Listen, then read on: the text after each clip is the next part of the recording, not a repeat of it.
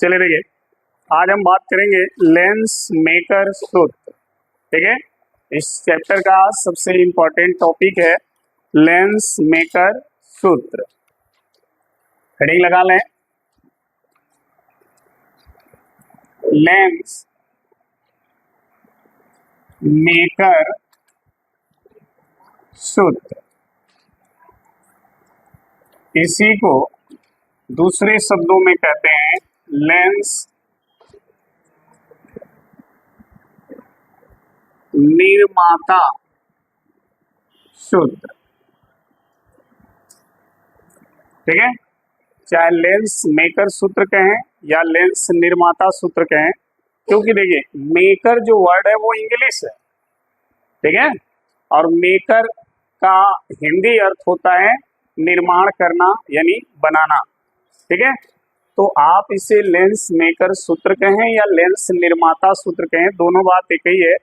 ज्यादातर क्वेश्चन इसी तरह आते हैं कि लेंस मेकर सूत्र है क्या।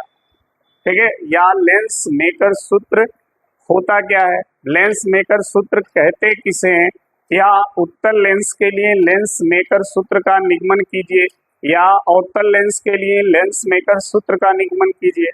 इस तरह के प्रश्न आएंगे। तो सबसे पहले हम जानेंगे कि लेंस मेकर सूत्र है क्या। ठीक है, तो नोट करते रहे साथ में।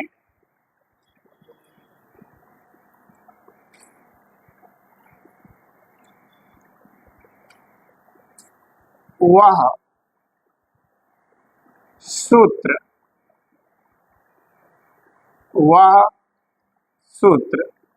जो लेंस के फोकस, वह सूत्र जो लेंस के फोकस दूरी कामा लेंस के पदार्थ के अपवर्तनांक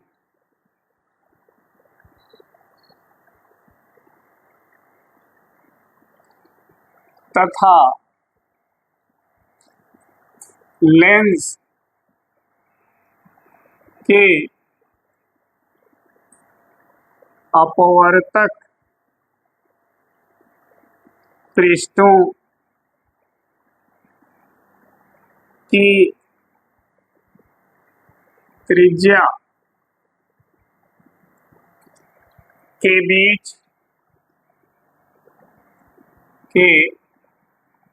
बीच संबंध स्थापित करता है। ठीक है, उसे लेंस मेकर सूत्र कहते हैं। ठीक है, अगर कोई प्रश्न करे कि लेंस मेकर सूत्र क्या होता है या लेंस मेकर सूत्र किसे कहते हैं, तो आप बोलेंगे वह सूत्र जो लेंस के फोकस दूरी, लेंस के पदार्थ के अपवर्तनांक तथा लेंस के अपवर्तक पृष्ठों की त्रिज्या के बीच संबंध स्थापित करता है, उसे लेंस मेकर सूत्र कहते हैं। और यह सूत्र होता क्या है, यह सूत्र होता है 1/f equal to mu minus 1 bracket में 1/r1 माइनस 1/r2। यही सूत्र है। देखिए, इसमें लेंस की फोकस दूरी है, लेंस के पदार्थ का अपवर्तनांक है और लेंस के अपवर्तक पृष्ठों की त्रिज्या है। इन तीनों के बीच यही सूत्र संबंध स्थापित करता है। ठीक है, इसी सूत्र का प्रयोग करके हम लेंस का निर्माण करते हैं। कोई भी अगर फोकस दूरी का लेंस हमें बनाना हो तो हम इसी सूत्र का प्रयोग करेंगे। इसीलिए इस सूत्र को हम लेंस मेकर सूत्र कहते हैं। ये लेंस बनाने वाला सूत्र है। किसी भी फोकस दूरी का, मान लीजिए आपसे कहा जाए कि 10 सेंटीमीटर फोकस दूरी का लेंस बनाइए, तो जो फोकस दूरी आपको बताई जा रही है या दी जा रही है, उस फोकस दूरी का अगर आपको लेंस बनाना है उत्तल अवतल, तो आप इसी सूत्र का प्रयोग करेंगे। इसीलिए इसका नाम लेंस मेकर सूत्र रखा गया। ठीक है, तो यहाँ पर एक लाइन नोट कर लेते हैं। इसी सूत्र का प्रयोग करके दी गई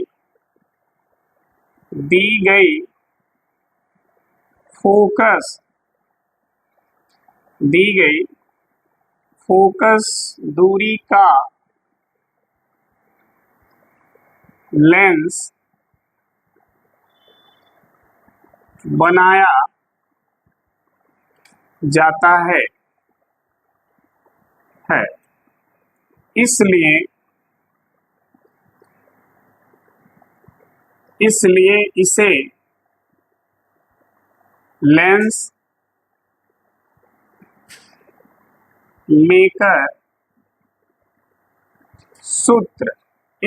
इसे लेंस मेकर सूत्र कहते हैं। ठीक है, अब थोड़ा सा हम लोग लेंस के विषय में जान लें, फिर उत्तल लेंस के लिए हम लेंस मेकर सूत्र की बात कर लेंगे, फिर अवतल लेंस के लिए। ठीक है, पहले लेंस के विषय में समझ लीजिए। आप जब लेंस पढ़े हैं तो लेंस में आपको लिखाया गया होगा, लेंस पारदर्शी माध्यम का एक टुकड़ा होता है जो दो अपवर्तक पृष्ठों के बीच घिरा होता है, जिनमें से कम एक पृष्ठ वक्रीय होता है। यही पढ़े हैं? तो देखिए, कम से कम एक पृष्ठ वक्रीय हो। अगर दोनों पृष्ठ वक्रीय हैं तब तो ठीक है, लेकिन एक पृष्ठ कम से कम वक्रीय हो। जैसे हम दो प्रकार का लेंस पढ़े थे, एक उत्तल और एक अवतल। यहाँ पर ध्यान दीजिएगा, ये दो लेंस आपके सामने हैं, एक उत्तल है और एक अवतल है। दो लेंस हैं, इनके दो वक्रीय पृष्ठ होंगे। अगर हम उत्तल लेंस की बात करें तो उत्तल लेंस का ये वाला जो पृष्ठ है वो उत्तल है और इसके तरफ हवा है, विरल माध्यम। फिर इस पृष्ठ की बात करें तो इसका भी ये सतह उत्तल है और इधर हवा है। इसका मतलब उत्तल लेंस दो उत्तल अपवर्तक गोली पृष्ठों से बना है। दोनों पृष्ठ उत्तल अपवर्तक हैं और दो उत्तल अपवर्तक पृष्ठों से अगर कोई लेंस बनता है तो उसी लेंस का नाम होता है उत्तल लेंस।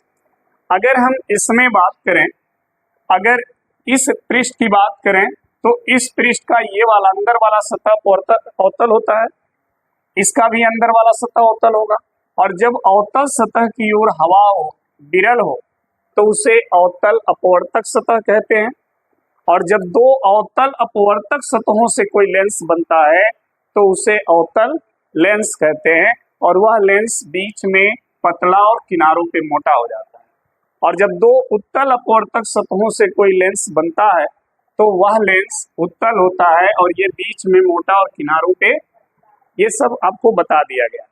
ठीक है, अब ध्यान दीजिए, अगर ये वक्रीय एक देखिए, ये अगर हम इस पृष्ठ को भूल जाए कुछ क्षण के लिए, केवल इसको देखें तो यह पृष्ठ किसी गोले का भाग है, तो उस गोले का भी केंद्र रहा होगा, वही केंद्र इसका भी केंद्र होगा और इसके केंद्र को क्या कहेंगे? वक्रता केंद्र।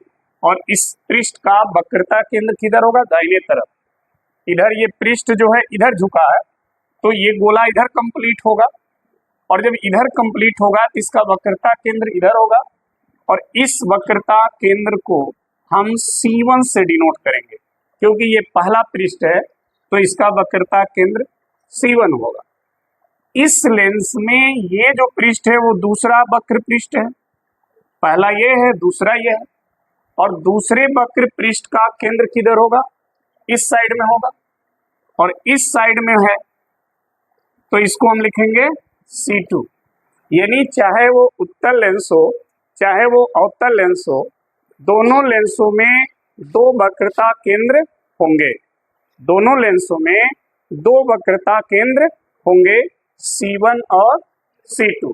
पहले पृष्ठ का वक्रता केंद्र जिधर पृष्ठ झुका होगा उस साइड होगा, तो उत्तल लेंस में पहला पृष्ठ दाहिने तरफ झुका है तो इसका वक्रता केंद्र दाहिने तरफ, दूसरा पृष्ठ बाएं तरफ झुका है तो वक्रता केंद्र बाएं तरफ। ठीक, अच्छा, इन दोनों वक्रता केंद्रों को मिलाने वाली जो रेखा होगी वो लेंस का मुख्य अक्ष कहलाएगी। देखिए ये चीज हम लिखाएंगे नहीं, ध्यान से सुन लीजिए। ये दोनों वक्रता केंद्रों से जो रेखा गुजरेगी वो कहलाती है मुख्य अक्ष लेंस का। और जो ये मध्य बिंदु आप देख रहे हैं इसको बोलते हैं प्रकाशिक केंद्र और इसे C से प्रदर्शित करते हैं, इसे C से प्रदर्शित करेंगे। इसे वक्रता केंद्र मत कह दीजिएगा क्योंकि लेंस में वक्रता केंद्र C1 C2 होता है न कि C होता है। C क्या होता है, प्रकाशिक केंद्र। अब कोई कहे कि सर प्रकाशिक केंद्र क्या होता है, तो लेंस का वह बिंदु या लेंस के वह पॉइंट जिससे प्रकाश की किरणें बिना विचलित हुए सीधे क्या हो, पार हो जाए, बिना विचलित हुए, बिना अपना मार्ग चेंज किए, अगर जिस बिंदु से लेंस के जिस बिंदु से किरण सीधे निकल रही हो वही लेंस का क्या है, प्रकाशिक केंद्र है, चाहे वो उत्तल हो चाहे वो अवतल। ठीक, उसी तरह यहाँ देखें, ये इस लेंस का पहला वक्र पृष्ठ ये है तो इसका वक्रता केंद्र किधर होगा, इधर, और उसको क्या लिखेंगे, C1। देखना ध्यान से, उत्तल लेंस का C1 किधर होता, दाहिने तरफ, अवतल लेंस का C1 बाएं तरफ। दूसरा पृष्ठ ये है तो ये इसका वक्रता केंद्र हो गया C2। दोनों से जो रेखा जाएगी वो हो जाएगी मुख्य अक्ष, ये हो जाएगा इसका प्रकाशिक केंद्र, क्योंकि यहाँ से जो भी किरण गुजरेगी वो बिना विचलित हुए सीधे पार हो जाएगी। ठीक है, बिना विचलित हुए सीधे पार हो जाएगी। बैठाइए भाई।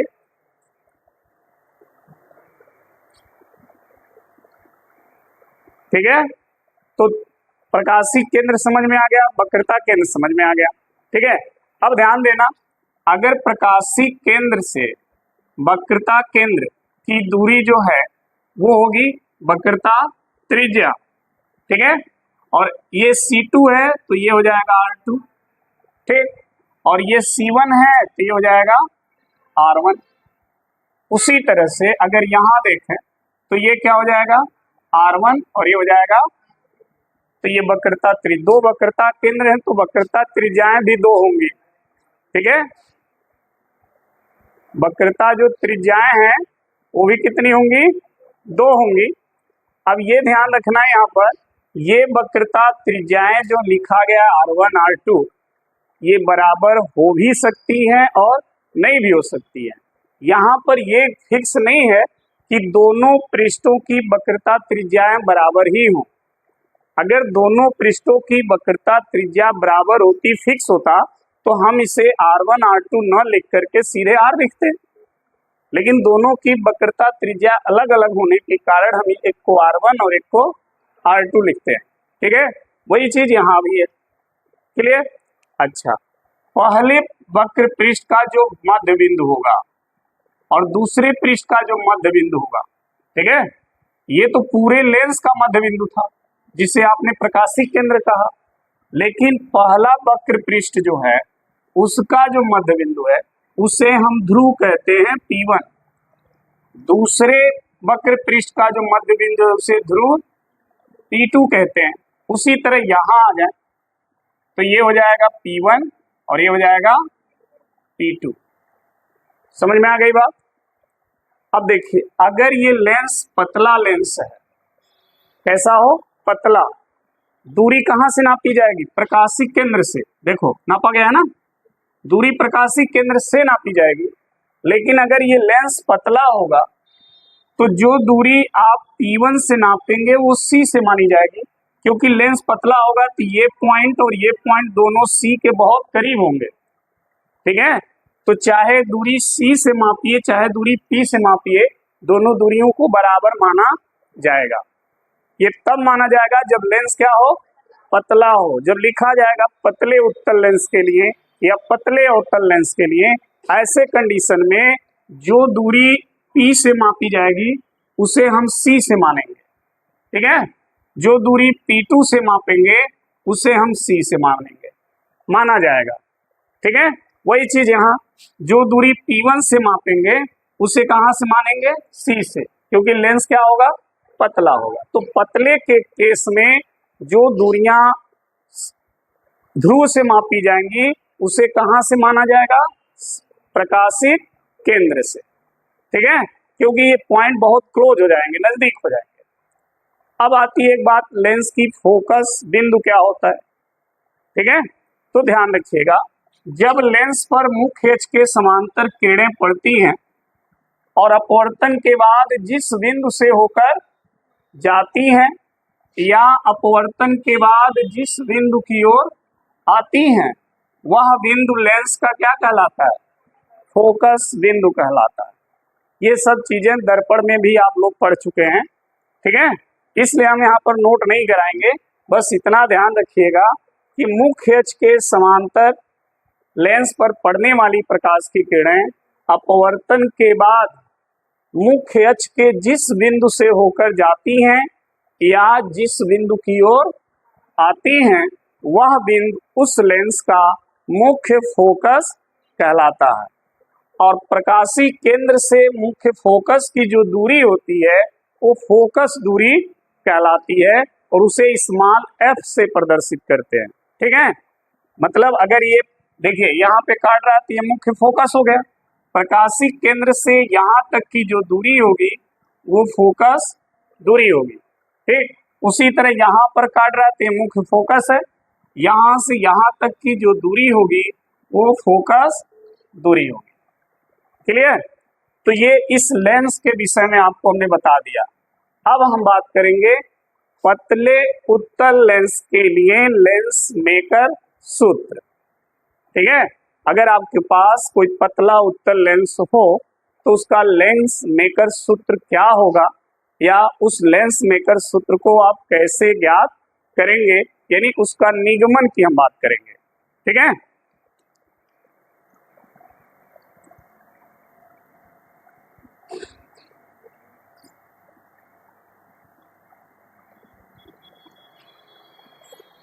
हेडिंग लगा लें, पतले उत्तल लेंस के लिए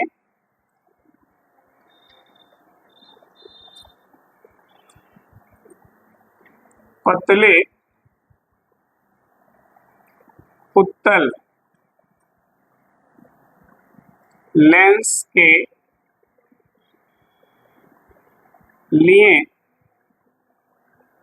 लेंस मेकर क्या सूत्र का निगमन या उत्पत्ति, निगमन कहिए या उत्पत्ति कहिए, पतले उत्तल लेंस के लिए लेंस मेकर सूत्र का निगमन या उत्पत्ति। देखिए लेंस मेकर सूत्र यही है, लेकिन यह सूत्र पतले लेंस के लिए हम कैसे निगमन करेंगे वो चीज हम पढ़ेंगे, ठीक है। ये सूत्र बहुत इंपॉर्टेंट है, इस पे तमाम न्यूमेरिकल पूछे जाते हैं।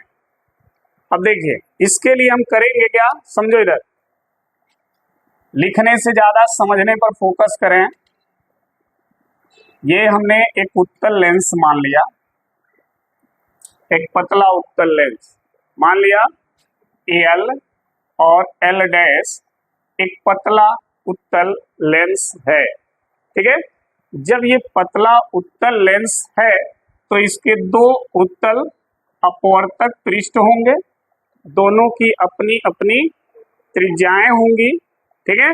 दोनों का अपना अपना वक्रता केंद्र होगा और दोनों वक्रता केंद्र से गुजरने वाली रेखा इस लेंस का मुख्य अक्ष कहलाएगा। ये सब चीजें अभी हमने बताया आपको, ठीक है। तो देखिए ये पहला उत्तल लेंस है, ये ये पहला उत्तल अपवर्तक सतह है। इस लेंस का ये पहला उत्तल अपवर्तक सतह है, तो इसका वक्रता केंद्र इधर होगा, ठीक है। और इसको हम लिखेंगे C1। ये दूसरा उत्तल अपवर्तक सतह है, तो इसका वक्रता केंद्र इधर होगा, इधर। हम इसको लिखेंगे C2। और दोनों से जो रेखा गुजरेगी ऐसे, ये हो जाएगा मुख्य अक्ष, ये मुख्य अक्ष हो जाएगा, ठीक है। अब ध्यान देना, ये बीच में ऐसे डॉट डॉट कर लेना ताकि इसका मध्य बिंदु मिल जाए आपको। ये है जिसे आप प्रकाशिक केंद्र कहते हो। और ये जो पॉइंट है, और यही इस पहले उत्तल अपवर्तक सतह का ध्रुव ये है जिसे P1, और ये दूसरे उत्तल अपवर्तक सतह का ध्रुव है P2। समझ में आ गई बात? अब ध्यान देना, हमने यहाँ कहीं एक वस्तु रखा है, ठीक है, और उस वस्तु का प्रतिबिंब ये उत्तल लेंस बनाएगा, ठीक है। और उसी प्रतिबिंब की सहायता से हम इस फार्मूले का निगमन करेंगे। लेकिन उससे पहले दो चीजें आप ध्यान रखेंगे, ये कि ये लेंस जिस पदार्थ का बना है उस पदार्थ का अपना अपवर्तनांक होगा। मान लेते हैं कि लेंस के पदार्थ, ये जिस पदार्थ का लेंस बना है उस पदार्थ का अपवर्तनांक है μ2, और लेंस के दोनों तरफ माध्यम जो होगा वो समान होगा, चाहे वो हवा ही क्यों ना हो। इधर भी विरल माध्यम है, इधर भी विरल माध्यम है, यानी दोनों तरफ माध्यम का अपवर्तनांक क्या है, μ1 है। और लेंस जिस पदार्थ का बना है उस पदार्थ का अपवर्तनांक μ2 है, ठीक है। अब देखिएगा, यहीं पर ध्यान देना है आपको। अगर ये चीज समझ गए तो फार्मूला आपको आ जाएगा। यहाँ पर हमने क्या किया, एक वस्तु रख दिया। मान लिया कि यहाँ पर एक वस्तु है O, ये वस्तु है, ठीक है। वस्तु से एक प्रकाश की किरण जो है इस पहले पृष्ठ पर, ठीक है, लंबवत आपतित हो रही है, ऐसे इस डायरेक्शन में, ठीक है। और जब ये लंबवत आपतित होगी तो सीधा क्या होगी, ऐसे पार निकल गई, ऐसे, ठीक है। दूसरा जो यहां से किरण चल रही है वो ऐसे चल रही है, देखिएगा यहां पर। ध्यान देना अब इस चीज को, यहां पर आके टकरा रही है, यहां पर ये दूसरी किरण है, ऐसे, ठीक। अब दूसरी यहां से किरण किसमें जा रही है, सघन माध्यम में, लेंस के अंदर जा रही है। तो जहां पे टकराएगी पहले पृष्ठ का वक्रता केंद्र यह है, इस पर यहां से क्या करिए, लंब डाल दीजिए। आप डालते थे ना, याद होगा जब आप उत्तल अपवर्तक सतह की बात कर रहे थे तो वहां पर ऐसे ही डायग्राम बन रहा था। यहां से आप लंब डाल दीजिए। जब लंब डालेंगे, एक मिनट, थोड़ा सा इसको थोड़ा यहां लिखें, ठीक। तो आपको पता होगा इस किरण को जाने का रास्ता ऐसे था सीधा, लेकिन ये सघन में जा रही है तो अभिलंब की ओर झुकेगी, और जब अभिलंब की ओर झुकेगी तो ऐसे आकर यहां पर कट करेगी, ठीक है, ऐसे। अब ध्यान देना,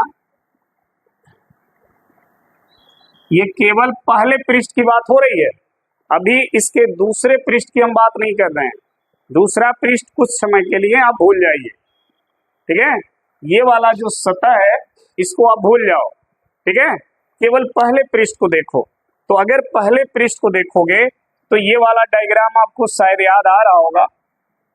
इधर था सघन, इधर था विरल, और ये ऐसे था, यहाँ पर वक्रता केंद्र था, यहाँ पर वस्तु थी, एक किरण ऐसे गई थी यहाँ पे, और यहाँ से आपने ऐसे किरण ऐसे जाना था सघन में, लेकिन वो ऐसे आके यहाँ पर मिल गई थी और ये इमेज बन गया था। याद आ रहा? और तो इसके लिए आपने एक फॉर्मूला ड्राइव किया होगा, और फॉर्मूला क्या था? फॉर्मूला ध्यान देना, वो फॉर्मूला रहा होगा μ1 by minus U plus μ2 by v बराबर μ2 माइनस μ1 बाई आर। ठीक है ना? हमने क्या किया था, उसमें माइनस कॉमन किया था। ठीक है, माइनस कॉमन किया था तो ये प्लस और ये ऐसे हो गया था। ठीक, यही फॉर्मूला पहले पृष्ठ के लिए हमें लागू करना है, इसीलिए हमने आपको ये फॉर्मूला 4 बार पढ़ाया था। ठीक है, अलग अलग कंडीशन में, जब वस्तु विरल में हो तब इमेज कैसे बनेगा, जब वस्तु सघन में हो तब कैसे बनेगा। ठीक है, तो ये फॉर्मूला पहले पृष्ठ के लिए हम लागू करेंगे। तो देखिए, ठीक है, समझ में आ गया ना? अभी दूसरे पृष्ठ की हमने बात नहीं किया है। ये जो इमेज बना है ये कहाँ बना है? सघन माध्यम में। सघन में ही तो ये बना था, तो ये सघन माध्यम में इमेज बना है। और सघन माध्यम कहाँ है? ये लेंस, यानी लेंस के अंदर ये बना है, लेंस के बाहर नहीं। ठीक है, तो यहां लिखेंगे माना एल डैश एक पतला उत्तल लेंस है जिसका अपवर्तनांक μ2 तथा μ2 और उसके चारों ओर माध्यम का अपवर्तनांक μ1 है। लेंस के अपवर्तक गोलीय पृष्ठों का वक्रता केंद्र C1 व C2 तथा वक्रता त्रिज्या R1 व R2 है। ठीक है, ये इतना आप लिखेंगे इस लेंस के विषय में कि मान लिया एल डैश एक पतला उत्तल लेंस है और उस उत्तल लेंस का अपवर्तनांक क्या है? μ2 है, और उसके चारों ओर, यहाँ छूट गया है, चारों ओर माध्यम, चारों ओर माध्यम का अपवर्तनांक μ1 है। ठीक है, लेंस के अपवर्तक गोली पृष्ठों का वक्रता केंद्र C1 व C2 तथा वक्रता त्रिज्या R1 व R2। ठीक है, अब यहां पर ध्यान देना, लेंस के मुख्य अक्ष पर एक वस्तु O स्थित है। लेंस का प्रथम अपवर्तक पृष्ठ वास्तविक प्रतिबिंब I क्या कर रहा? बना रहा। ठीक है, यहां लिखेंगे लेंस के मुख्य अक्ष पर एक वस्तु O स्थित है। ठीक है, जिसका प्रथम अपवर्तक पृष्ठ द्वारा वास्तविक प्रतिबिंब प्रतिबिंब आई बनता है। ठीक है, इसका वास्तविक प्रतिबिंब आई बन रहा है। ठीक, तो प्रथम पृष्ठ के लिए अगर हम प्रथम पृष्ठ के लिए ये फॉर्मूला अप्लाई करें प्रथम पृष्ठ के लिए, तो देखिए, तो प्रथम अपवर्तक पृष्ठ, तो प्रथम अपवर्तक पृष्ठ के लिए अगर ये सूत्र अप्लाई करते हैं तो ध्यान से अब समझना इस सूत्र को। सूत्र क्या है? μ1 बाई या negative plus μ2 by B equal to μ2 minus by R. अब इस सूत्र को इरेज कर देते हैं, ध्यान देना। एक मिनट यहाँ समझ भी लो थोड़ा। ये दूरी वस्तु है और वस्तु की दूरी क्या लिखी जाती है? u, और ये u कहाँ है? u1 में। तो देखिए u1 बाई u, और ये बाएं तरफ है इसलिए नेगेटिव है। प्रतिबिंब किधर बनता है? दाएं तरफ, और ये दूरी होती है v और ये पॉजिटिव होती है, और ये बना है किसमें? तो देखिए लिखा है u2 बाई v। अच्छा, पहले पृष्ठ का वक्रता त्रिज्या आप क्या माने थे? r1, तो यहाँ क्या लिखोगे? r1। ठीक है, अब हम इसे v9 मान करके अगर v1 मान लें तो यहाँ क्या लिखेंगे?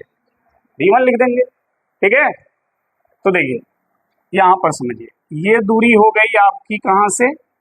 u बाएं तरफ, और यहाँ से ये दूरी इमेज की दूरी हो गई क्या? v1। ठीक है, हमने आपको पहले ही बता दिया कि अगर लेंस पतला है तो जो दूरी आप P1 P2 से मापेंगे वो दूरी C से मानी जाएगी। ठीक है, तो ये जरूर ध्यान रखिएगा। तो ये V1 हो गया। अब ये हमारा सूत्र सही है पहले पृष्ठ के लिए। ठीक, अब इसको हम हटाते हैं। अब देखिए, अब ये जो इमेज है वो लेंस के अंदर है, इसके सघन माध्यम में। यह इमेज दूसरा जो पृष्ठ है उसके लिए वस्तु का काम करेगा। यानी जब लेंस से देखो, ये लेंस है ना, तो अगर प्रकाश की किरण ऐसे जाएगी तो एक बार तो यहाँ अपवर्तित होगी, फिर यहाँ निकलेगी तो फिर अपवर्तित होगी। लेंस से जब प्रकाश की किरण बाहर होती है तो अपवर्तन कितनी बार होता है? 2 बार। क्यों? क्योंकि उसके 2 पृष्ठ हैं, 2 बार माध्यम बदलेगा। पहले वाले में हवा के सापेक्ष कांच का होगा और दूसरे वाले में कांच के सापेक्ष हवा का होगा। तो पहले वाले अपवर्तन के विषय में तो हमने पढ़ लिया, ये फॉर्मूला मिला। अब ये किरण जो कांच के अंदर है, ये वस्तु लेंस के अंदर, वहां से फिर किरण निकलेगी तो दूसरी बार अपवर्तन होगा। ठीक है, तो दूसरी बार अपवर्तन किस पृष्ठ से होगा? दूसरे पृष्ठ से, और दूसरे पृष्ठ पर ये यहाँ मिल रही है, देखिए ध्यान से, यहीं पे है ना। तो इसके वक्रता केंद्र से यहाँ पे लंब डाल दीजिए, ऐसे।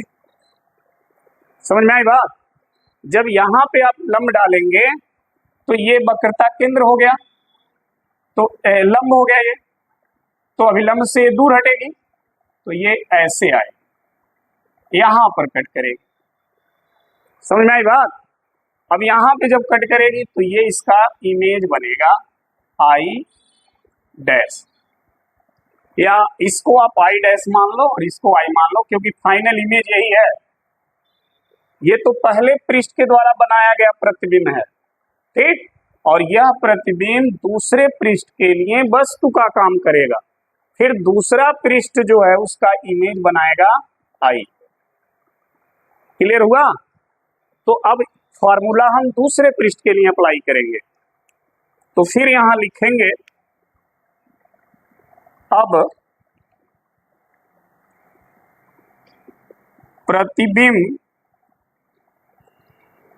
प्रतिबिंब कौन? आई डैश दूसरे अपवर्तक सतह या पृष्ठ, दूसरे अपवर्तक पृष्ठ के लिए आभासी वस्तु का कार्य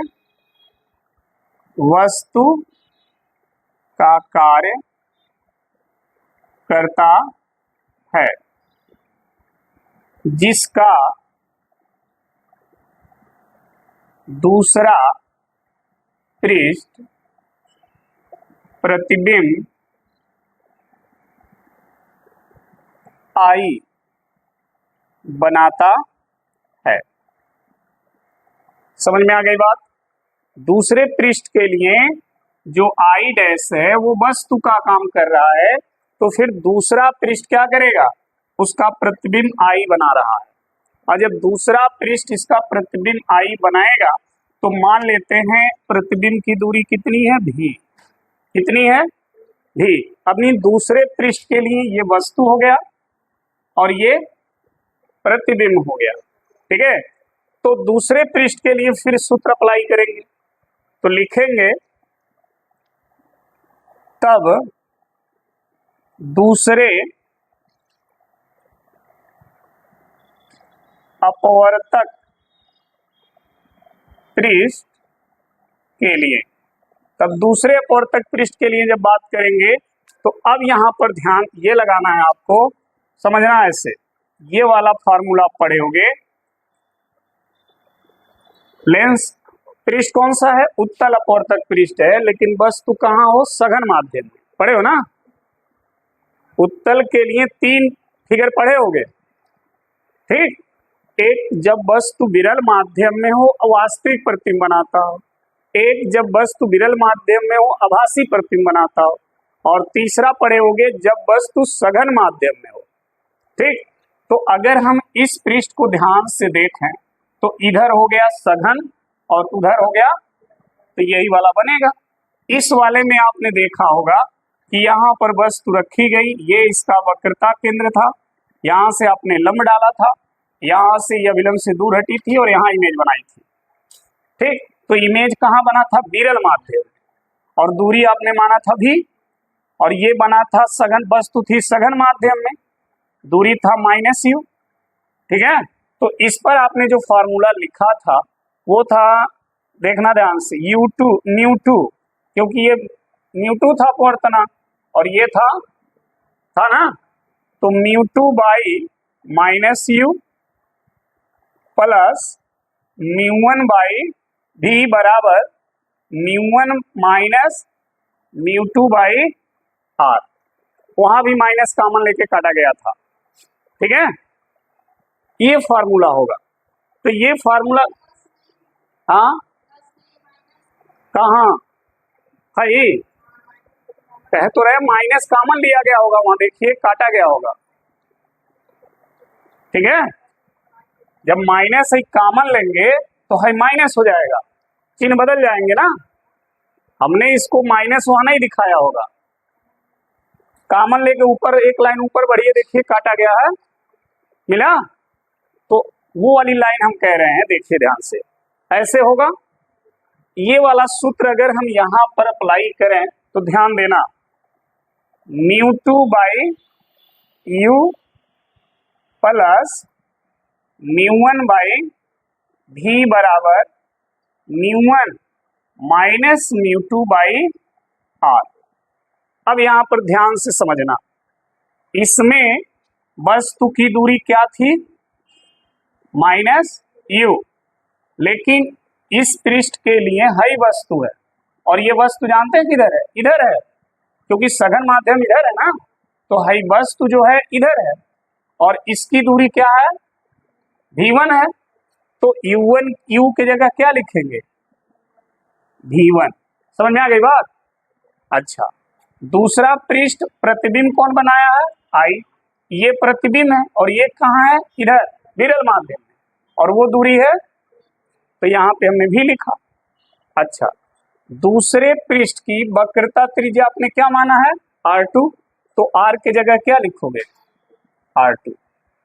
समझ में आई बात?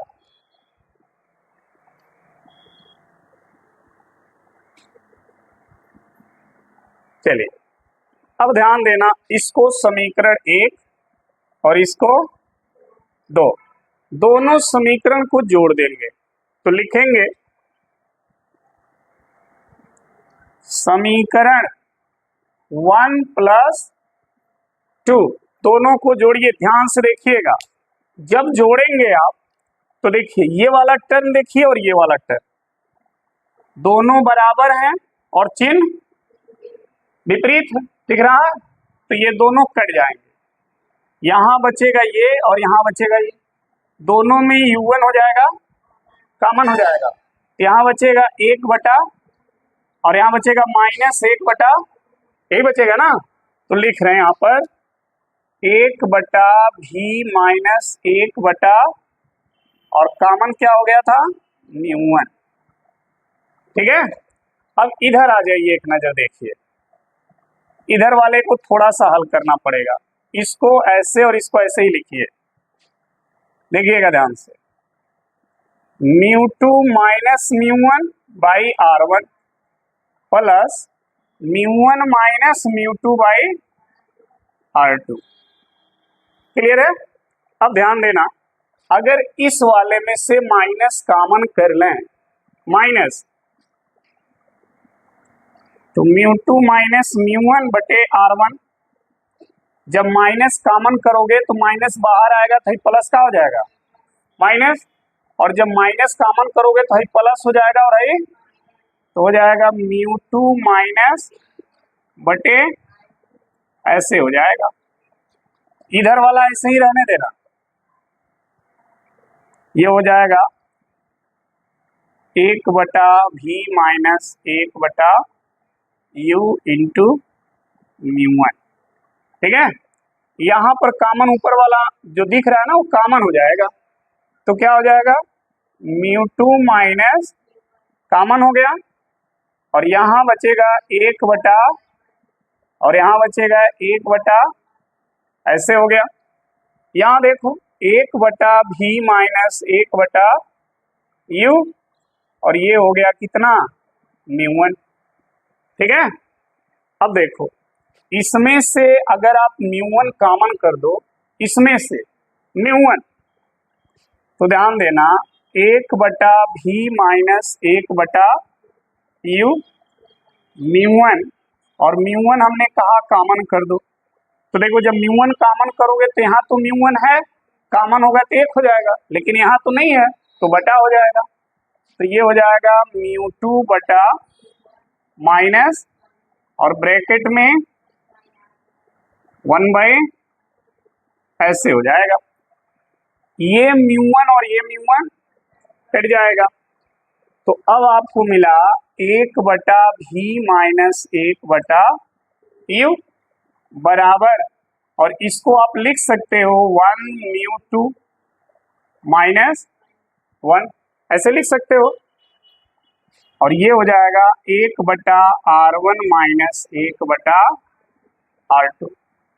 ठीक है जी, अब ध्यान देना 1 बटा भी -1 बटा u बराबर, इसको आप चाहो तो केवल म्यू लिख सकते हो, अगर म्यू इसका पूर्णांक मान लेते हो तो इसको केवल म्यू लिख सकते हो, नहीं तो ये भी लिख सकते हो, गलत नहीं है। देखो हमने म्यू माना है इसलिए हमने म्यू लिखा है, तो इसको आप चाहो तो म्यू लिख सकते हो। हमने दो माध्यम लिया, एक μ1 एक μ2, इसलिए हम यहाँ आया आ रहा 1 μ2 इसलिए आ रहा है, लेकिन अगर हम केवल म्यू मान लेते हैं पूर्णांक, बाहर के माध्यम का पूर्णांक नहीं मानते, तो ये म्यू ही आता। ठीक है, और ये हो जाएगा r1 माइनस, ये आएगा। क्लियर। अब देखो अगर इस लेंस के सामने वस्तु को हम अनंत पे रखते हैं, मान लो हमने भी दूरी पे u दूरी पे रखा है ना, लेकिन अगर ये अनंत पर हो तो प्रतिबिंब कहाँ बनेगा, फोकस पे। कहाँ बनता है, फोकस पे बनता है ना, तो ये वाली लाइन हो गई होगी ऊपर,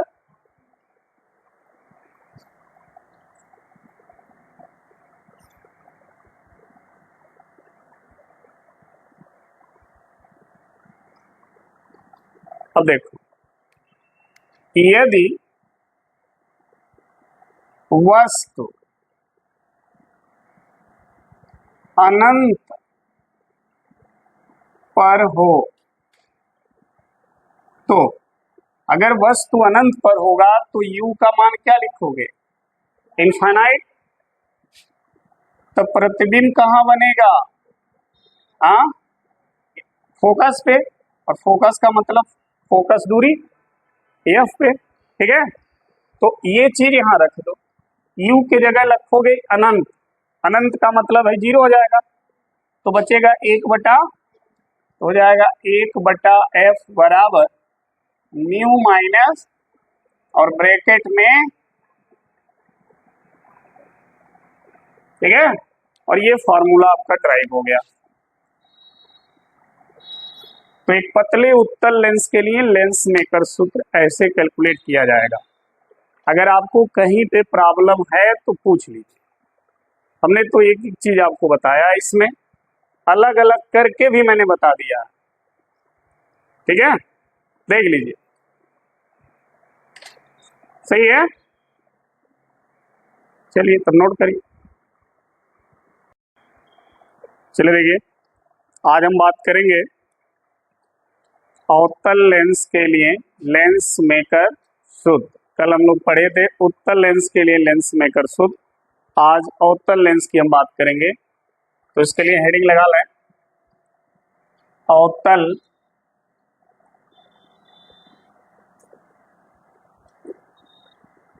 अवतल लेंस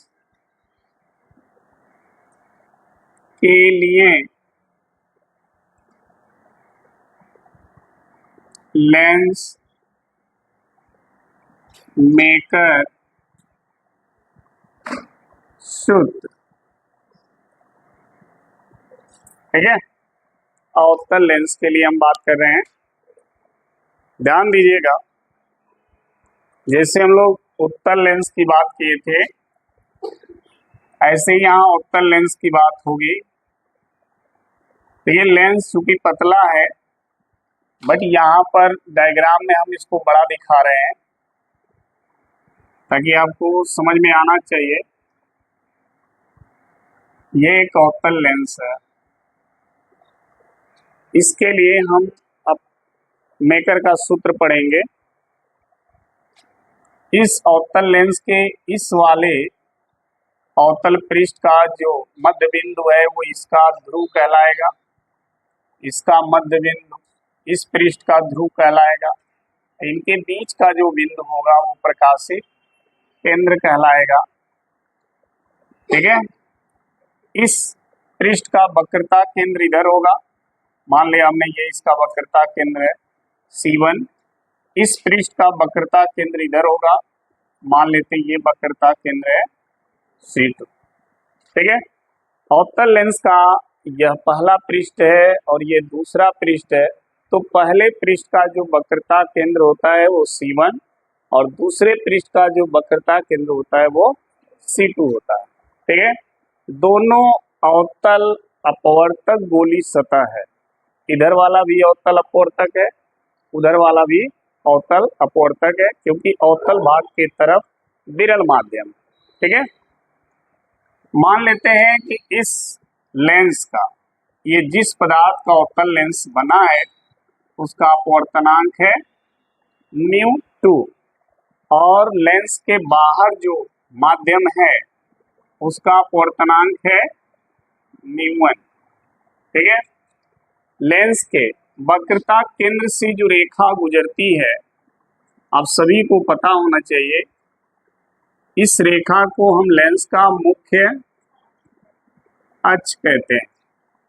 ऐसे ये रेखा है जो लेंस का मुख्य अक्ष कहलाती है, ठीक है। ध्यान रखें, लेंस के इसी मुख्य अक्ष पर हमने एक वस्तु रखा, ओ ये वस्तु है, वस्तु से दो किरणें चलेंगी, एक इस सतह पर, ये इस अवतल अपवर्तक सतह पे लंबवत आपतित होगी और ये उस लेंस के प्रकाशिक केंद्र से जाएगी, इसलिए सीधा पार निकल जाएगी। क्योंकि आप जानते हैं कि प्रकाशिक केंद्र लेंस का वह बिंदु होता है जिससे गुजरने वाली प्रकाश की किरणें बिना विचलित हुए सीधे पार निकल जाती है। तो ये लेंस के प्रकाशीय केंद्र से जाती है, इसलिए कहीं विचलित नहीं होगी। एक किरण जो यहाँ से है, ध्यान रखिएगा, वो किरण यहाँ से ऐसे यहाँ पर आ रही है, यहाँ पर, ठीक है। पहले पृष्ठ पर ये किरण पड़ रही है, ये पहला पृष्ठ है अवतल लेंस का। इस पर ये यहाँ पर किरण आपतित होती है, इस पॉइंट पर। जिस पॉइंट पर ये किरण आपतित हो रही है, उस पॉइंट पर उस पृष्ठ के वक्रता केंद्र से आप क्या करेंगे, लंब डालेंगे। तो ये इसका वक्रता केंद्र, यहाँ से आपने एक लंब ऐसे डाल दिया। स्केल से आप करिएगा, एकदम सीधा बनेगा ऐसे,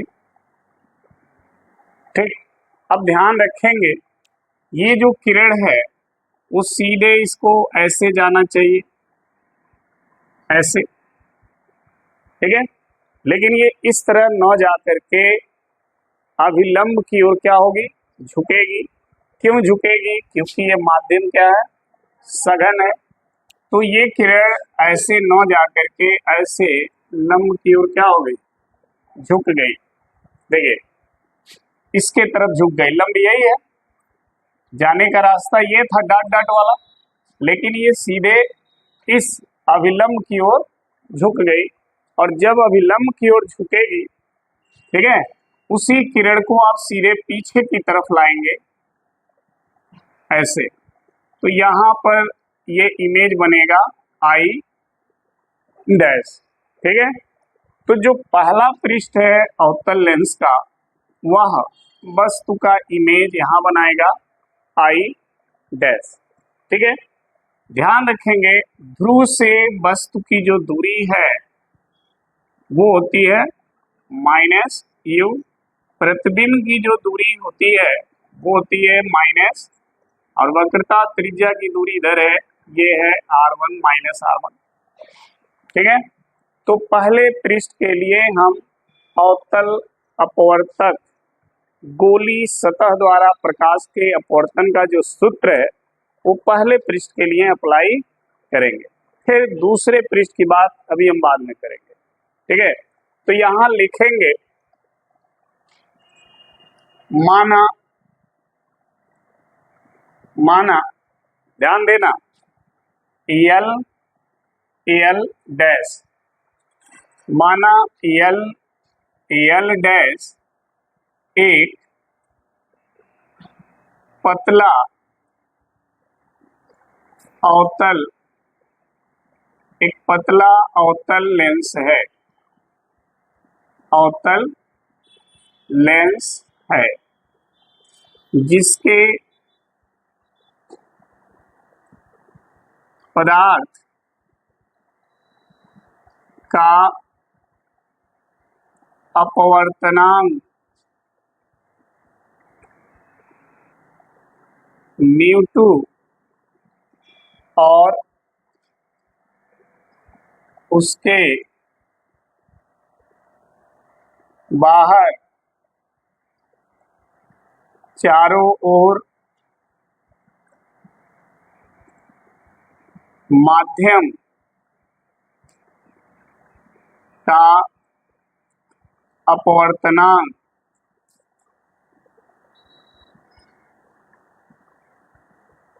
μ1 है,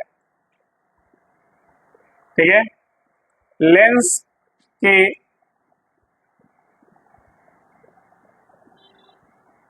पृष्ठों की वक्रता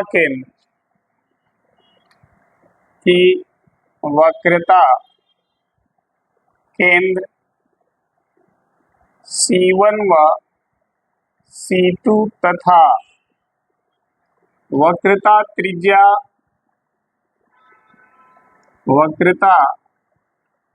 त्रिज्या R1 व R2 है, ठीक है। इतना हम लिख देंगे कि एक अवतल लेंस है पतला सा, जिसका नाम है एल एल डैश। ठीक है, इस लेंस के पदार्थ का अपवर्तनांक है μ2। ठीक है, तथा इस लेंस के बाहर जो माध्यम है उनका अपवर्तनांक है μ1।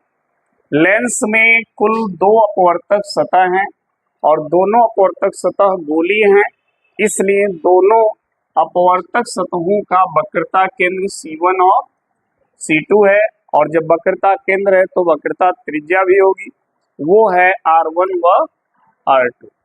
ठीक है, लेंस के मुख्य अक्ष पर हमने एक वस्तु रखा O, जिसका प्रथम पृष्ठ जो है, लेंस का प्रथम पृष्ठ जो है प्रतिबिंब बनाता है I डैश। ठीक है, तो प्रथम पृष्ठ के लिए अगर हम अवतल अपवर्तक गोली सतह के अपवर्तन का सूत्र लागू करें तो क्या होगा? तो यहां पर हम लिखेंगे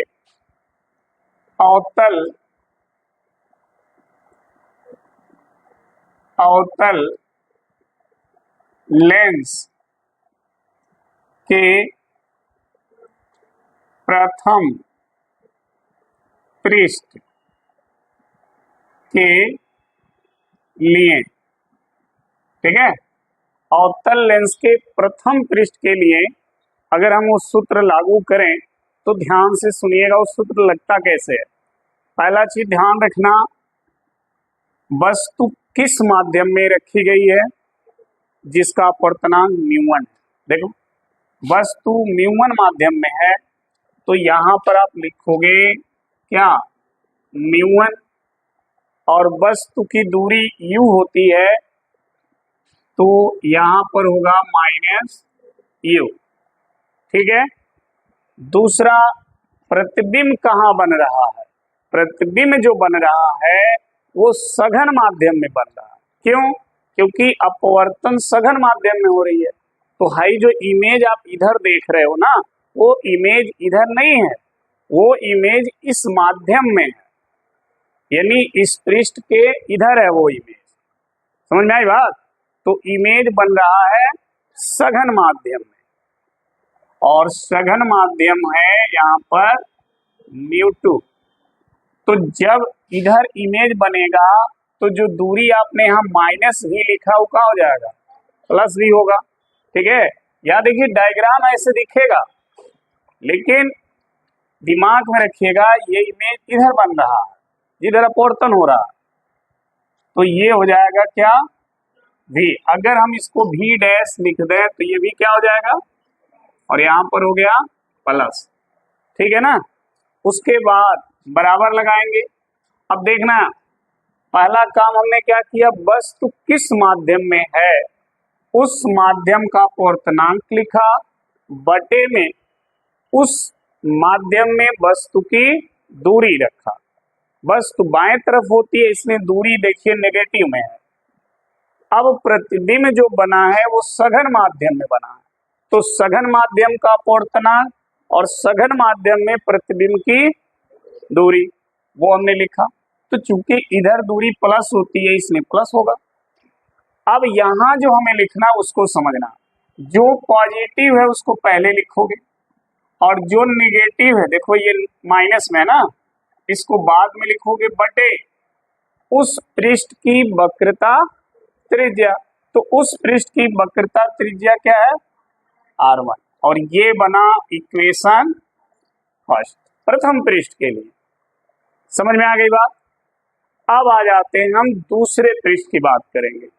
तो दूसरे पृष्ठ के लिए यहां लिखेंगे अवतल लेंस के दूसरे पृष्ठ के लिए।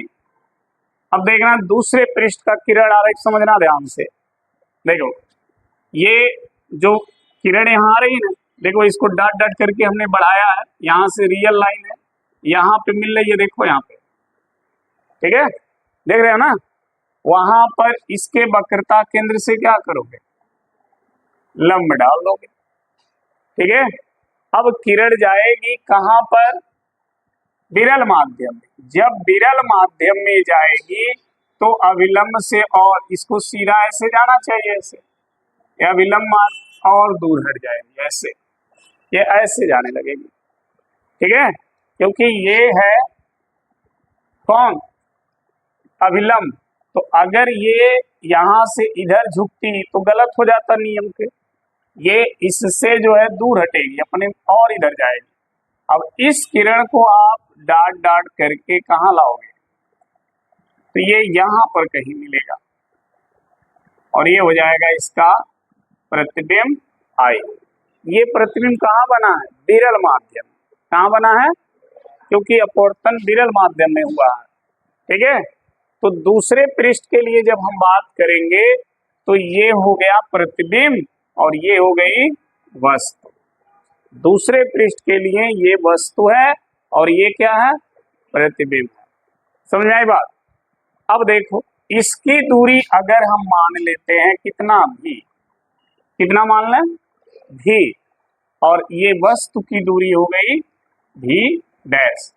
तो दूसरे पृष्ठ के लिए समझो, दूसरे पृष्ठ में वस्तु किस माध्यम में है, वस्तु दूसरे पृष्ठ के लिए वस्तु कहाँ है, अरे भाई इस पृष्ठ के लिए हयन वस्तु है और ये वस्तु कहाँ रखी गई है, सघन में। तो अपवर्तनांक हो जाएगा μ2 बटे में हो जाएगी वस्तु की दूरी। अब देखो, इस पृष्ठ के लिए वस्तु किधर है, इधर है, और इधर दूरी क्या होती है, नेगेटिव होती है, तो ये हो जाएगा माइनस भी डैश, ठीक है, प्लस। अब दूसरा पृष्ठ जो है वो इमेज बना रहा कहाँ, आई, कितनी दूरी पे बना रहा है, भी दूरी पर, किस माध्यम में बना रहा है, विरल में। तो विरल माध्यम का अपवर्तनांक बटे प्रतिबिंब की बराबर। अब देखो, इसका अब ये प्लस है तो प्लस वाले को पहले लिखेंगे, माइनस वाले को बटे दूसरे पृष्ठ की वक्रता, ये हो गया समीकरण। समझ में आ गई बात। अब दोनों समीकरण को जोड़ेंगे तो लिखेंगे समीकरण 1 प्लस, दोनों को जब आप ऐड करोगे तो क्या दिखेगा, देखो ये प्लस में और ये कट जाएगा, बचेगा ये और ये, यही बचेगा। इसमें ये प्लस है और ये, तो प्लस वाले को पहले लिख दो और पहले लिखोगे तो μ1 कॉमन हो जाएगा, तो ये हो जाएगा 1 बटा, माइनस हो जाएगा 1 बटा, और दोनों में से μ1 हो गया कॉमन, बराबर। अब आ जाओ, इन दोनों को ध्यान से देखना, इस वाले को देखो ध्यान से, ये है μ2 माइनस और एक है μ1 माइनस, ऐसे, इसका बटा है और इसका बटा है, यही है। हमने क्या किया, इसमें से माइनस कॉमन कर लिया, माइनस कॉमन हो गया। जब माइनस कॉमन करोगे तो हाई हो जाएगा और हाई हो जाएगा, तो ये हो जाएगा μ2 और हाई हो जाएगा, ऐसे हो जाएगा जब माइनस कॉमन होगा तो, ठीक है। अब दोनों के अंश देखो सेम हो गए, जब सेम हो जाएंगे तो अंश को क्या कर लोगे, कॉमन, और यहां बचेगा 1 बटा और यहां बचेगा 1 बटा R2, ये बन गया, ठीक है। अब ध्यान देना, इसमें से μ1 कॉमन कर दो, 1 बटा भी माइनस 1 बटा u, μ1 बराबर, अगर μ1 कॉमन करोगे तो यहाँ तो 1 हो जाएगा, लेकिन यहाँ हो जाएगा μ2 बाई μ1, और यहाँ हो जाएगा 1 बटा R1 माइनस 1 बटा R2, ये और ये, तो ये हो गया 1 बटा भी माइनस 1 बटा बराबर, और ये हो गया μ2 बटा माइनस, और ये हो गया 1 बटा R1 माइनस 1 बटा। अब देखो, ऐसे भी इस पे न्यूमेरिकल सॉल्व होगा, इसलिए हमने इस स्टेप को लिखा है और कोई मतलब नहीं है इस स्टेप को लिखने का, हम चाहते तो डायरेक्ट लिख देते इसको 1 म्यू 2 1/v-1/u बराबर, इसको आप लिख सकते हो 1 म्यू, लिख सकते हो, और ये होगा 1/r1 माइनस 1/r2, ऐसे हो जाएगा। ठीक, अब देखो अगर अवतल लेंस के सामने यदि वस्तु को हम ये मान लें कहां पर है, अनंत पर है, यदि वस्तु अनंत पर है तो v का मान क्या हो जाएगा f। क्यों, अगर वस्तु अनंत पर होगा, या तो हिंदी लिखो या तो सिंपल सी बात है कि यदि u क्या हो, इनफाइनाइट, u इनफाइनाइट का मतलब वस्तु कहां पर है, तो प्रतिबिंब बनता है फोकस पे, और फोकस की दूरी क्या कहलाती है, फोकस दूरी। तो जो v का मान होगा वो फोकस दूरी के बराबर हो जाएगा। ठीक है, यदि वस्तु अनंत पर है तो u का मान अनंत हो गया, तो v कहाँ होगा, फोकस पे, और फोकस की दूरी क्या कहलाती है, फोकस दूरी, तो v की वैल्यू हो जाएगी स्मॉल f। अब ये मान यहाँ रखो, तो देखो अनंत यहाँ जब रखोगे तो ये 0 हो जाएगा, क्या हो जाएगा, और यहाँ रखोगे क्या, तो ये हो जाएगा 1 और ये हो जाएगा 1 म्यू 2 माइनस, और ब्रैकेट में 1/r1 माइनस 1/r2। ठीक है, तो ये तो हमारा सूत्र हो गया, लेंस मेकर सूत्र, किसके लिए, अवतल लेंस के लिए। कुछ किताबों में इसको हमने यहाँ पर अपवर्तनांक को म्यू1 माना, म्यू माना है तो हमने म्यू लिखा है, लेकिन कुछ किताबों में इसको n माना है। ठीक है, तो उसको ऐसे लिखा होगा, तो ये मत समझना कि हम गलत पढ़े हैं, बात वही है, उसने n माना तो n लिखा, हमने म्यू माना तो म्यू लिखा। ठीक है, अब पेपर बनाने वाला जो है वो अपने सोच में अपवर्तनांक को क्या मानेगा वही लिखेगा। अगर वो म्यू मानेगा तो अपवर्तनांक के लिए म्यू साइन यूज करेगा, अगर वो n मानेगा तो n लिख के देगा, तो n प्रिंट होगा। ठीक है, तो कंफ्यूज मत होना। अब देखो 1n2, 1 क्या है, हवा है, 2 क्या है, माध्यम है, तो हवा के सापेक्ष माध्यम का अपवर्तनांक, और हवा के सापेक्ष जब किसी माध्यम का अपवर्तनांक बोला जाता है ना, तो हवा को दर्शाया नहीं जाता, आप उसको छोड़ भी सकते हो, केवल माध्यम का अपवर्तनांक बोलोगे, और जब माध्यम का अपवर्तनांक बोलोगे तो 1 म्यू 2 नहीं लिखोगे, केवल म्यू ही लिखोगे, तब भी सही है। ठीक है, उसी आधार पर ये लिखा गया है, और कोई इसमें नहीं है। अगर आप ऐसे भी लिखते हो तब भी सही है, और n जब n मानना तो सब जगह n लिखते आना जहां जहां अपवर्तनांक है। ठीक है, अगर म्यू मानना तब भी ये लिखना। मान लो पेपर में आ गया तुमको कि अवतल लेंस के लिए लेंस मेकर का सूत्र इतना सिद्ध कीजिए, और वो n में दिया है, और आपको n लिखने में दिक्कत हो रही है या भूल से आपने म्यू लिख दिया, तो वो गलत नहीं होगा, वो सही है। समझ में आ गई बात, ये नहीं समझना कि वो तो n था हमने म्यू लिख दिया, गलत नहीं होगा, वो तब भी सही है। ठीक है, नोट कर लीजिए इसको।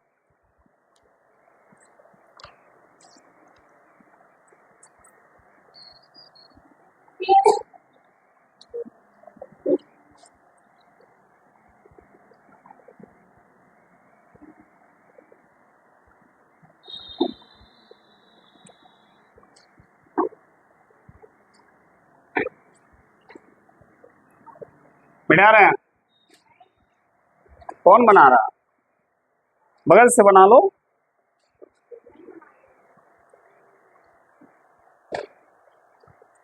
बंद करो।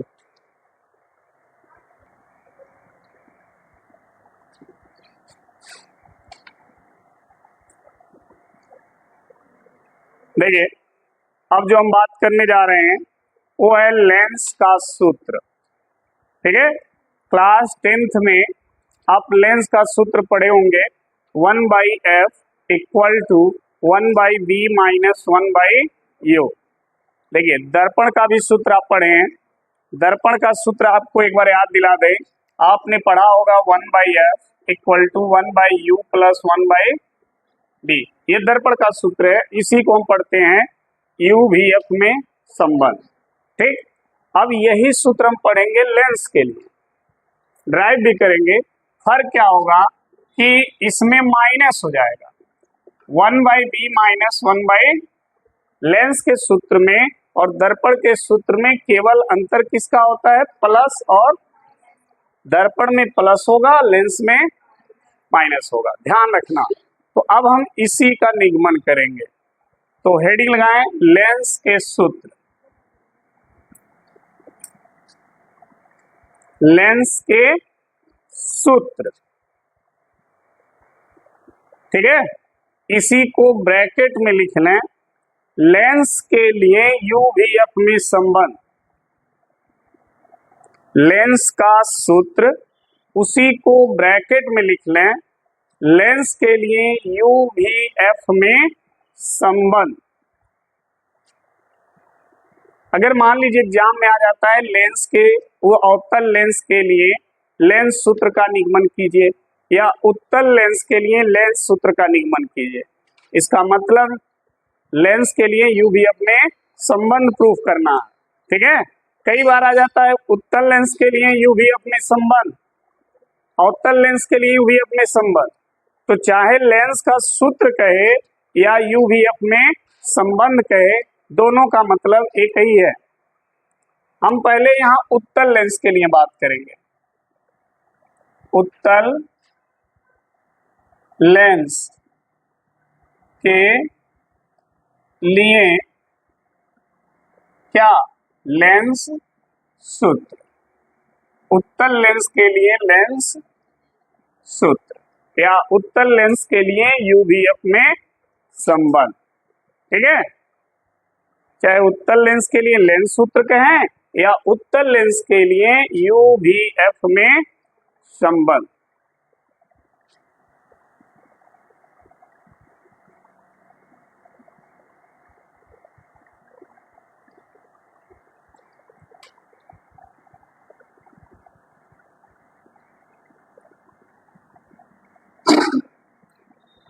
हो गया ना, चाहिए हो पेपर में चाहिए हो, दोनों का मतलब एक ही है।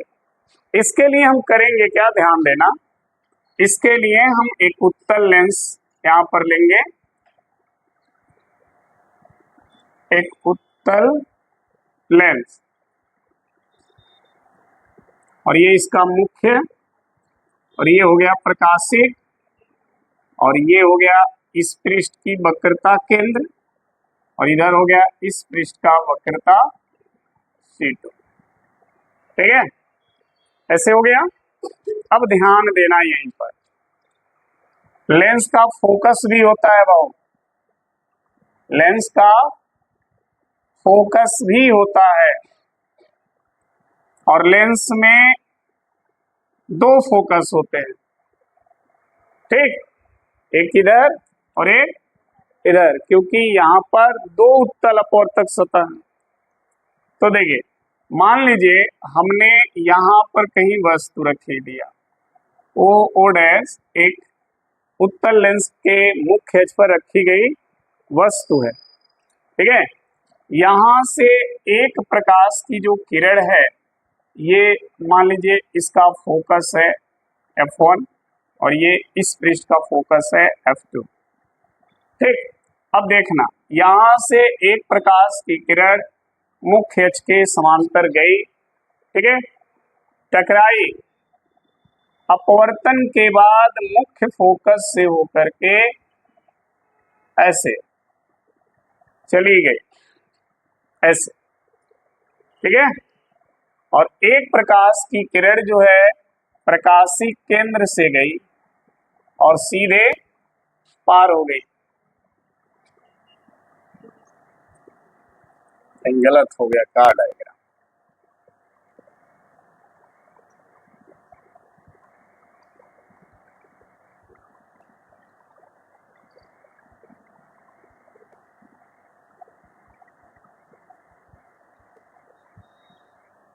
ये कहीं कहीं काटेगा ऐसे। मान लीजिए यहाँ पर ये काट रहा है, यहाँ से हमने लंब खींच दिया है, ठीक है।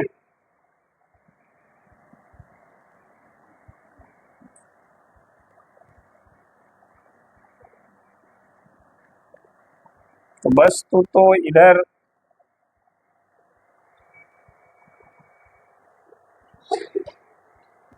गलत हो रहा था डायग्राम, यहाँ पे रखा जाए, ऐसे गए चली गए, ये सीधे जाएगी,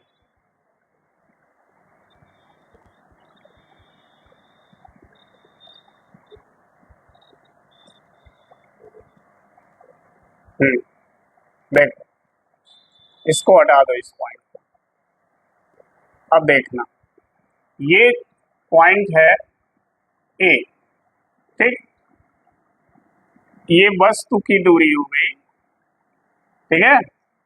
यू बाएं तरफ है तो माइनस ही हो जाएगा, और ये प्रतिबिंब है, दाहिने तरफ है तो प्लस भी हो जाएगा, और ये जो है फोकस बिंदु है तो फोकस दूरी हो जाएगी एफ, ठीक है।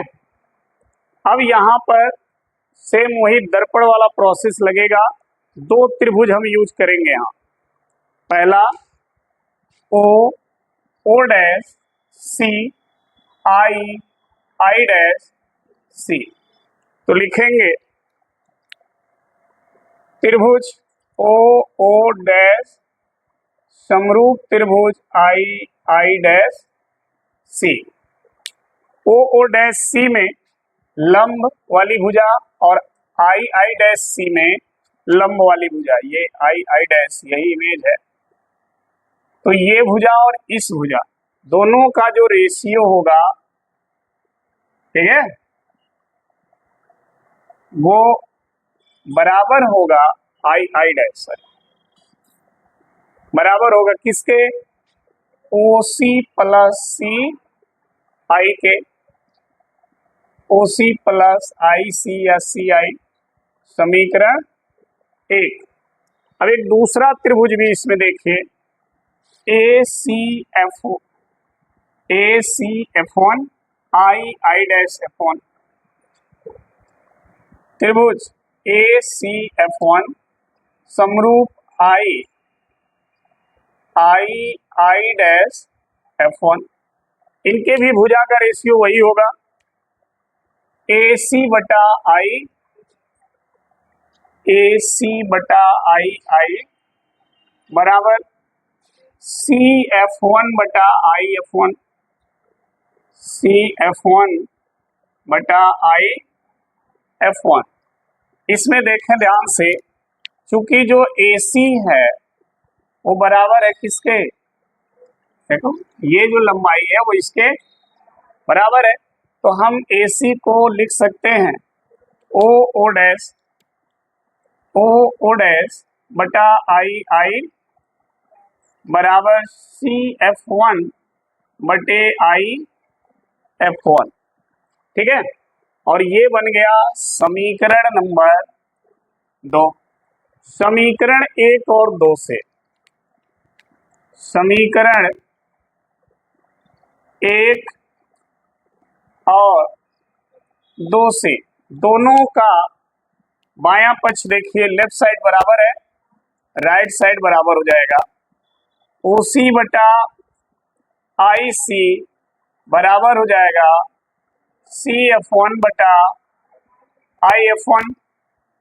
देखिए ओ सी की लंबाई देखिए दी गई है, आई सी की लंबाई दी गई है, सी एफ वन की लंबाई दी गई है, आई एफ वन की लंबाई नहीं दी गई, वो निकालना पड़ेगा। तो एक लाइन उसी के लिए हम और लिखेंगे, ओ सी बटा आई सी बराबर सी एफ वन बटा I F one. I F one ये लंबाई कैसे निकलेगी, सी आई में से सी एफ वन माइनस करना पड़ेगा, यहाँ लिखेंगे सी आई माइनस सी एफ वन, बस। अब इनके मान को रखेंगे, ओ सी माइनस यू बटा IC भी बराबर CF1 F बटा CI भी minus CF1 F। Cross multiply कर दीजिए। जब क्रॉस मल्टीप्लाई करेंगे तो देखिए इसका गुणा इधर करेंगे तो माइनस यू भी और इसका गुणा इसमें हो गया। अब माइनस एफ का गुणा करेंगे तो माइनस माइनस और एफ का गुणा यू में तो प्लस यू, इसका गुणा इधर कर दीजिए तो क्या हो जाएगा एफ भी, ऐसे हो जाएगा। देखो ध्यान से, यू भी को उधर ले जाओ, यू भी उधर जाए तो ये प्लस हो जाएगा, या तो दोनों तरफ माइनस से गुणा कर दो, दो ही काम हो सकता है, या तो इसको उधर ले जाओ, ठीक है, उसको इधर ले आओ, तो सबसे आसान है दोनों तरफ माइनस से गुणा। तो देखो माइनस से गुणा करें तो ये हो जाएगा प्लस, ये हो जाएगा माइनस और ये हो जाएगा माइनस, ऐसे हो जाएगा। अब इसको उधर भेज दो, इसको उधर भेजोगे तो ये हो गया प्लस और ये इधर बैठा है माइनस। दोनों तरफ यू भी एफ से क्या करोगे भाग, तो लिखोगे दोनों तरफ यू भी एफ से भाग दे दें यू भी बटा यू भी एफ, यू एफ बटा यू भी एफ, एफ भी बटा यू भी एफ, यू भी यू एफ वी एफ, एक बटा माइनस एक बटा, यही हो गया लेंस सूत्र। ठीक है, तो उत्तल लेंस के लिए ये लेंस सूत्र निकल जाता है। इसी तरह अवतल लेंस के लिए हम भी बात करेंगे। ठीक है, तो नोट कर लें।